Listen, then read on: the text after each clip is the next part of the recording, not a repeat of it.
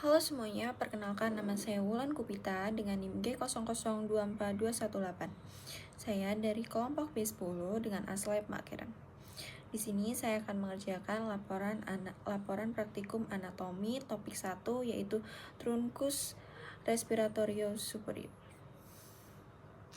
Nah, jadi Truncus respiratorio yang superior itu dibagi menjadi 3. Yang pertama ada nasus, laring, kemudian ada faring.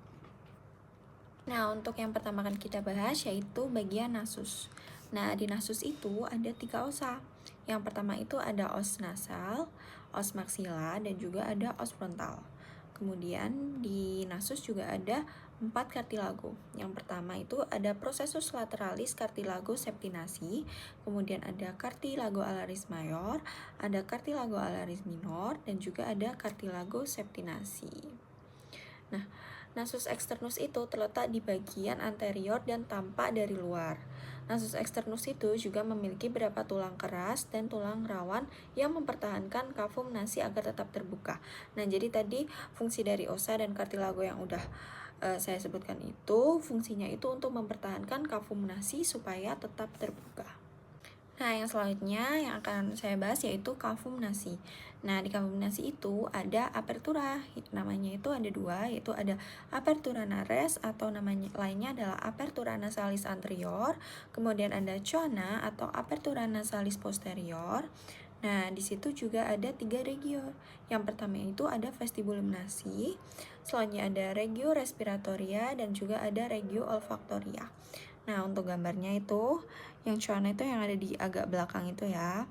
Kemudian yang bagian agak depan itu ada nares, kemudian yang agak ke atas dikit itu bagian septum nasinya. Nah, jadi sebenarnya kavum nasi itu adalah ruangan yang berbentuk baji yang memanjang dengan basis di inferior yang besar dan sebuah apex di superior yang sempit.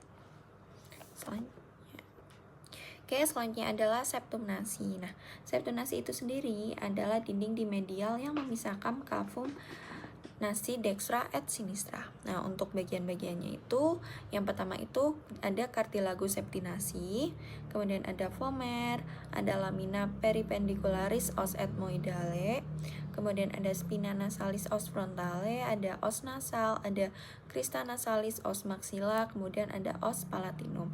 Nah, untuk bagian-bagiannya itu sudah nampak di gambar, letak-letaknya sudah nampak di gambar anatomi yang di sebelahnya itu.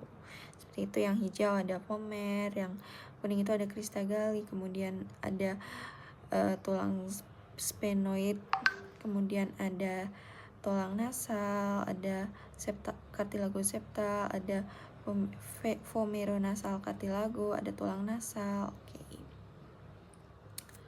Nah, selanjutnya adalah dinding lateral.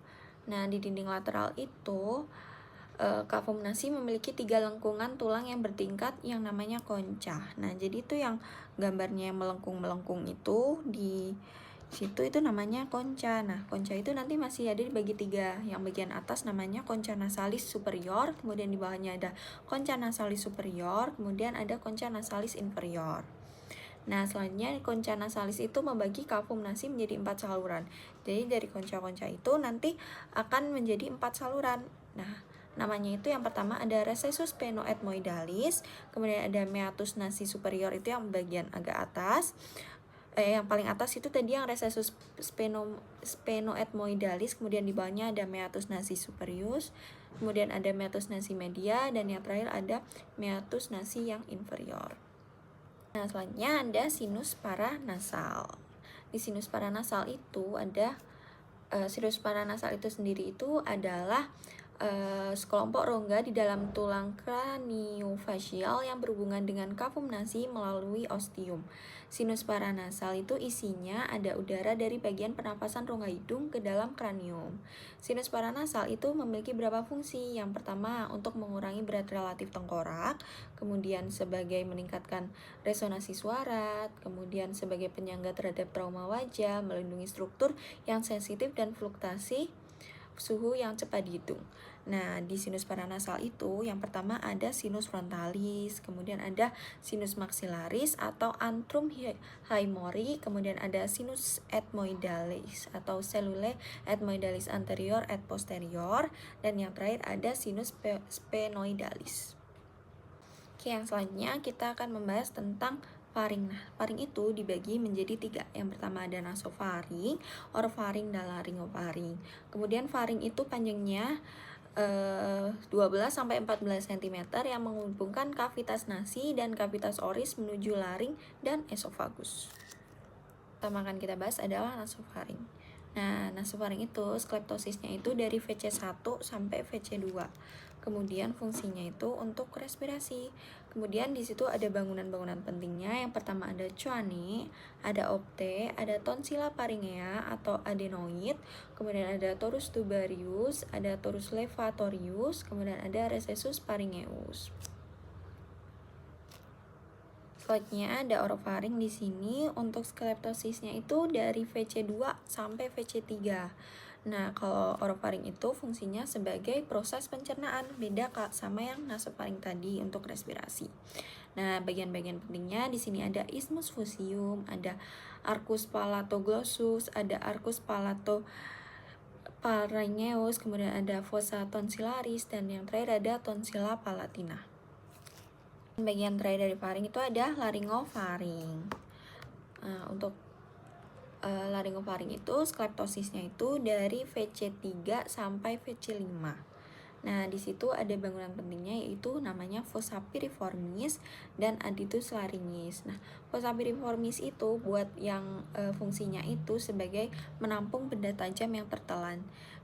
Nah, kalau benda tumpul itu tadi tertampungnya di vallecula epiglottica. Nah, itu tempatnya tadi yang ada di orofaring. Selanjutnya kita akan membahas tentang laring. Nah, laring itu adalah saluran pernafasan, sphincter, dan organ fonasi yang membentang dari lingua hingga trakea. Laring itu merupakan saluran yang fleksibel saat proses menelan. Saat istirahat, laring terletak setinggi skleptosis VC3 sampai ke VC6. Untuk selanjutnya ada skeleton laringis. Nah, skeleton laringis itu di sini ada cartilago laringis. Nah, cartilagonya itu apa aja? Cartilagonya itu yang pertama ada cartilago thyroidea, cartilago cricoidea, cartilago epiglottis, cartilago arytenoidea, ada cartilago corniculata, kemudian ada cartilago cuneiformi, dan ada cartilago thyriticea. Selanjutnya di sini ada kavitas laringis. Nah, di kavitas laringis itu ada 5 bangunan pentingnya. Yang pertama ada plica vestibularis, ada rima vestibuli, ada plica vocalis, ada plica glottidis, dan ada ventriculus laringis. Nah, untuk plica vestibuli itu pita atau nama lainnya adalah pita suara palsu. Kemudian untuk rima vestibuli itu celah yang terletak di antara kedua plica vestibularis, dexter et sinister. Kemudian kalau yang plica vocalis itu adalah pita suara asli. Fungsinya untuk mengontrol produksi suara. Kemudian yang rima glottidis itu adalah celah yang terletak di antara kedua plica vocalis, dexter et sinister. Selanjutnya yang terakhir ada ventriculus laryngis. Nah, ini tuh terletak di antara plica vestibularis dan plica vocalis. Kemudian ada jaringan lunaknya laring. Nah, di jaringan lunak laring itu yang pertama ada ligamen et membrana extrinsic. Nah, di situ dibagi lagi menjadi 3, yaitu ada membran thyroidea, kemudian ada ligamen hyoepigloticum, kemudian ada ligamentum cricotracheal. Nah, selanjutnya ada ligamentum et membrana intrinsic. Yang tadi adalah extrinsic, yang sekarang adalah intrinsic. Nah, untuk yang di intrinsic itu ada membrana quadriangularis, kemudian ada membrana cricoitoridea dan conus elasticus. Yang terakhir ada muskuli-muskuli yang ada di laring. Itu yang pertama itu ada depresor laring, itu ada musculus sternoideus, ada muskuli omoideus, dan untuk levator laring itu ada muskuli thyroideus, ada muskuli digastricus, ada muskuli styloideus, ada muskuli styloparingeus, kemudian ada muskuli palatopharyngeus. Nah, kemudian untuk muskuli dan fungsinya, kalau yang gunanya untuk membuka glotitis atau rima glotitis itu adalah muskuli cricoarytenoideus posterior. Kemudian untuk yang menutup glotis itu ada muskuli cricoarytenoideus yang lateralis, muskuli arytenoideus yang transversus, ada muskuli thyroarteidenus. Kemudian untuk menegangkan ligamentum vokal itu ada muskuli cricoarytenoideus. Kemudian untuk mengundurkan ligamentum vokal itu ada muskuli thyroartenoideus, ada muskuli vokalis juga. Nah, untuk membuka aditus laringis itu ada muskuli thyropigleticus, kemudian ada untuk menutup aditus laringis ada muskuli arytenoideus opicus. Baik, sekian penjelasan saya. Cukup sekian. Wassalamualaikum warahmatullahi wabarakatuh. Terima kasih.